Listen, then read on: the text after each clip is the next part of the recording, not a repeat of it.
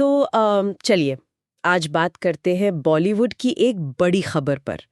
सलमान खान की जो आने वाली फिल्म है बैटल ऑफ गलवान, उसका लद्दाख वाला शेड्यूल वो पूरा हो गया है। हाँ, मैंने भी सुना है।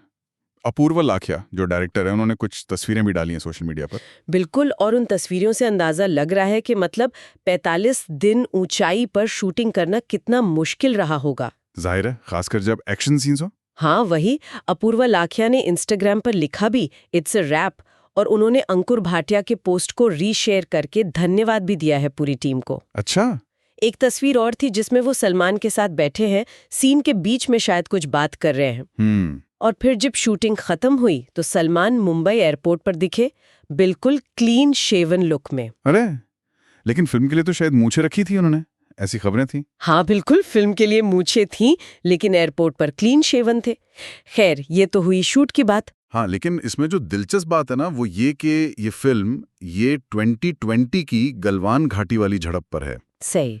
भारत और चीन के सैनिकों के बीच जो हुआ था, और वो अपने आप में बहुत अलग किस्म की लड़ाई थी। अलग कैसे? मतलब जाहिर है गंभीर थी, लेकिन अलग कैसे? अलग इसलिए, जैसा कि कई डिफेंस एक्सपर्ट्स ने भी लिखा है कि उसमें कोई फायर आर्म्स मतलब बंदूकें वगैरह इस्तेमाल नहीं हुई। अच्छा। तो फिर कैसे लड़े वो? सोर्स बताते हैं कि सैनिकों ने हाथ से, लाठियों से, पत्थरों से, मतलब बिल्कुल हाथ हाथ की लड़ाई लड़ी थी। बाप रे, तो ये फिल्म इसी चीज को दिखाने की कोशिश कर रही है। हाँ बिल्कुल, और यही फिल्म के लिए सबसे बड़ी चुनौती भी है कि उस तरह की लड़ाई को, उस क्रूरता को स्क्रीन पर कैसे उतारा जाए। ये तो है, और शायद इसीलिए वो लद्दाख में 45 दिन की शूटिंग इतनी जरूरी थी, ताकि वो माहौल, वो एहसास लाया जा सके पर्दे पर। हो सकता है, लोकेशन का फील बहुत जरूरी होता है ऐसी फिल्मों में। वैसे कलाकारों की तैयारी पर भी बात हो रही है। सुनने में आया कि सलमान खान ने खुद कहा है कि ये फिल्म शारीरिक रूप से बहुत बहुत डिमांडिंग है। हाँ, ये तो होगा ही।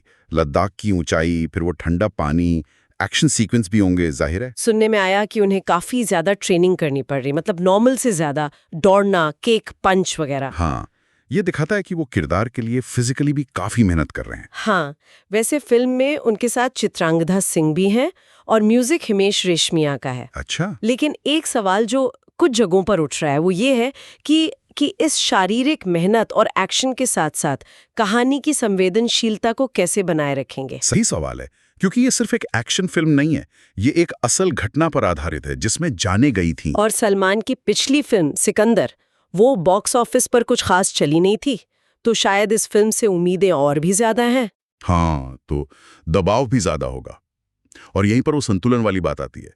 एक तरफ आपको दर्शकों को बांधे रखना, एंटरटेन करना है, बिल्कुल। दूसरी तरफ एक बेहद सेंसिटिव, एक दुखद घटना है, और वो भी ऐसी लड़ाई जिसमें पारंपरिक हथियार नहीं थे। तो उसे कैसे दिखाएंगे?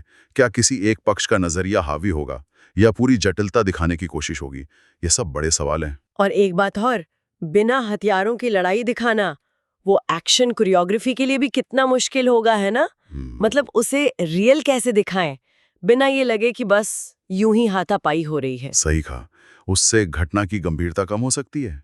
तो कुल मिलाकर ये बैटल ऑफ गलवान का बनना सिर्फ एक फिल्म का बनना नहीं लग रहा। नहीं, बिल्कुल नहीं। ये हाल के इतिहास की एक मुश्किल और दर्दनाक घटना को पर्दे पर लाने की कोशिश है। इसमें लोकेशन की चुनौती है, एक्टर्स की मेहनत है, और कहानी कहने की एक नैतिक जिम्मेदारी भी है। तो मतलब ये फिल्म एक तरह से टेस्ट केस भी होगी कि बॉलीवुड ऐसी हालिया संवेदनशील घटनाओं को कितनी मैच्योरिटी से हैंडल कर सकता है। बिल्कुल, और ये हमें एक अहम सवाल पर भी लाता है कि जब सिनेमा ऐसी हालिया लड़ाइयों को दिखाता है, खासकर गलवान जैसी अनोखी और भावनात्मक रूप से चार्ज्ड घटनाओं को, हाँ। तो दर्शकों पर उसका क्या असर पड़ता है? क्या ये फिल्में सिर्फ मनोरंजन है, या ये हमारी राष्ट्रीय याददाश्त, हमारी समझ को भी आकार देती हैं? ये तो सोचने वाली बात है। और इस पूरी प्रक्रिया में कहानी कहने वालों की, फिल्म बनाने वालों की जिम्मेदारी कहाँ तक है? क्या वो सिर्फ कहानी बता रहे हैं या इतिहास का एक वर्जन बना रहे हैं? ये सवाल जरूर मन में आता है।